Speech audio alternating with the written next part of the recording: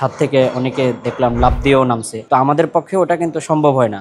Traumatise হয়ে গেছিলাম আমি। জাস্ট মনে হয়েছিল যে হয়তো এটাই শেষ। বের হওয়ার চেষ্টা করি নাই, কারণ আমি আসলে জানতাম যে আমি আসলে বের হইতে পারবো না।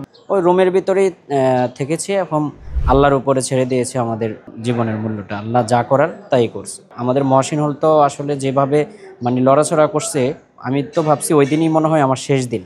শিক্ষার্থীদেরকে যেভাবে রাখা হয় সেভাবে সাধারণ মানুষরা কিন্তু অনেক ভালো থাকে। এই যে আমাদের মহসিন হল যে অবস্থায় বর্তমানে রয়েছে, সেই অবস্থাতে আমরা কিন্তু নিরাপদ না।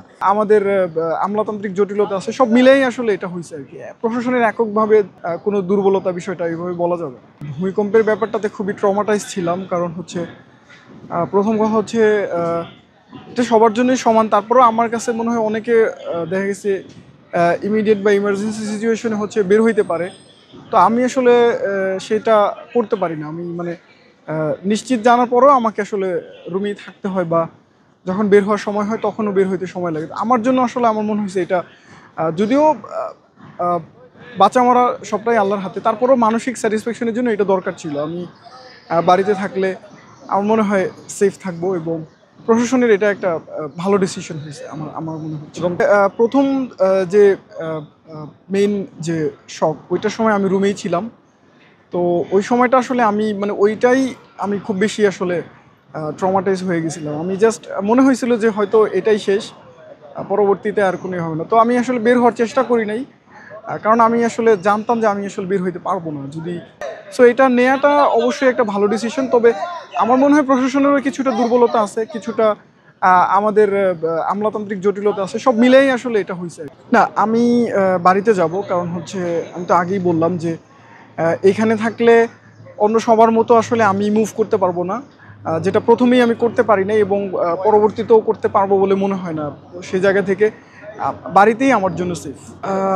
দেখেন, হইলে ভালো হইতো, চাই বলতে এটা থাকলে ভালো হইতো, বাট এরকম কোনো সহযোগিতা এখন পর্যন্ত আমরা পাইনি। ভূমিকম্পের ব্যাপারটা তো বললাম, প্রশাসন আলাদা করে সে অর্থে আমাদের কোনো যে ফ্যাসিলিটি দেওয়ার কথা, বা আমাদের যেহেতু একটা সমস্যা আছে সেইটা প্রশাসন কনসার্নে নিয়ে আলাদা করে আমাদের জন্য কিছু করে, সেটা করে নাই।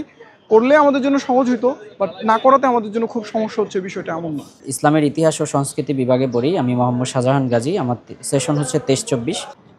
ওই সময়টা তো রুমের ভিতরেই থাকা লাগে, যেহেতু যারা চোখে দেখে তারা দৌড়াদৌড়ি করে নামতে পারে বা বারান্দায় আসতে পারে, বা ছাদ থেকে অনেকে দেখলাম লাফ দিয়েও নামছে। তো আমাদের পক্ষে ওটা কিন্তু সম্ভব হয় না।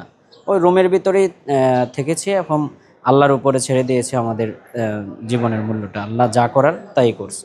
আমি আরেকজন সাথে ছিল আমার একটা ফ্রেন্ড, এই দুইজন মিলে আমরা রুমে ছিলাম। তবে অনেক ভয় পাইছিলাম ওই টাইমে। তো ওই ভয়ানক অবস্থায় টা আসলে বলে তো আর বোঝাতে পারবো না। আমাদের মহসিন হল তো আসলে যেভাবে লড়াচড়া করছে, আমি তো ভাবছি ওই দিনই মনে হয় আমার শেষ দিন।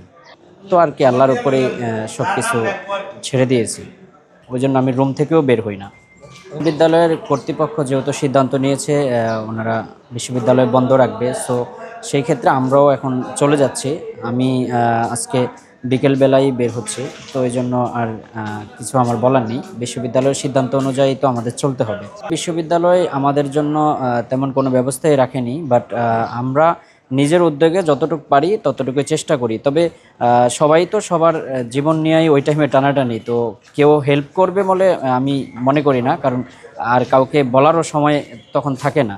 যেমন এদিনকার যে ভূমিকম্পটা, তখন সবাই আতঙ্ক অবস্থায় ছিল যে কখন কে বের হবে। সেই অবস্থায় তো আমার বের হওয়ার কথা না, আর আমি সিঁড়ি দিয়ে নামতে নামতে আরেকটা লোক এমনি নেমে যাবে, তো আমি সিঁড়িতে আহত হব। ওই জন্য আমি রুমেই ছিলাম ওই টাইমে।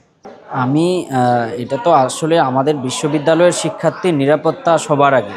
এখানে আপনি দেখবেন আমাদের শিক্ষার্থীদেরকে যেভাবে রাখা হয় সেভাবে সাধারণ মানুষরা কিন্তু অনেক ভালো থাকে। এই যে আমাদের মহসিন হল যে অবস্থায় বর্তমানে রয়েছে, সেই অবস্থাতে আমরা কিন্তু নিরাপদ না।